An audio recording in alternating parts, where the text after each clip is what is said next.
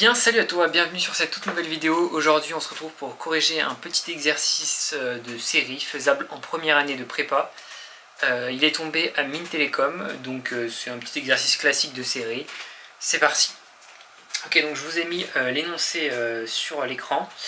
N'hésitez pas à faire l'exercice avant de regarder la correction. Et on est parti. Et on va étudier UN. Donc UN qui est égal à moins 1 puissance n sur racine de n puissance 2 alpha plus moins 1 puissance n, le tout sous la racine. Et donc on va essayer de faire un petit développement asymptotique. Donc ça c'est égal à moins 1 puissance n facteur de n puissance 2 alpha plus moins 1 puissance n, le tout à la puissance moins 1 demi. Donc là on va factoriser par n puissance 2 alpha pour faire apparaître quelque chose qui tend vers 0 dans la puissance. Sinon on ne peut pas faire le développement asymptotique. Donc ça va nous faire du moins 1 puissance n sur n alpha facteur de 1 plus moins 1 puissance n sur n 2 alpha, le tout à la puissance moins 1 demi. Donc maintenant on va pouvoir faire notre développement asymptotique, ce qui va nous donner du moins 1 à la puissance n sur n puissance alpha facteur de 1 moins 1 à la puissance n sur 2 fois n puissance 2 alpha, si je ne me trompe pas, plus un petit taux de 1 sur n puissance 2 alpha, excusez-moi c'est mal écrit, quand n tend vers plus l'infini.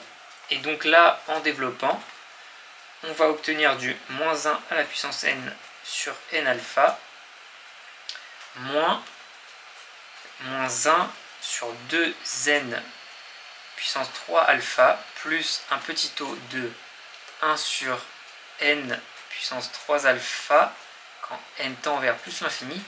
Et en fait, on a comme on a 1 sur n puissance alpha qui tend vers 0 quand n tend vers plus l'infini, et que la fonction qui est à t associée 1 sur t puissance alpha est décroissante.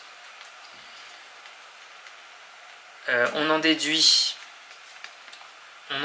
selon le théorème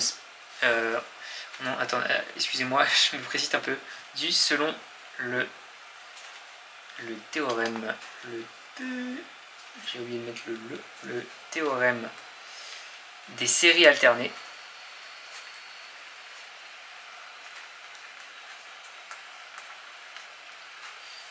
que la série qui a des moins 1 puissance n sur n alpha converge. Donc les deux hypothèses de ce théorème, c'est que le terme général doit tendre vers 0 et que la fonction associée au terme général doit être décroissante.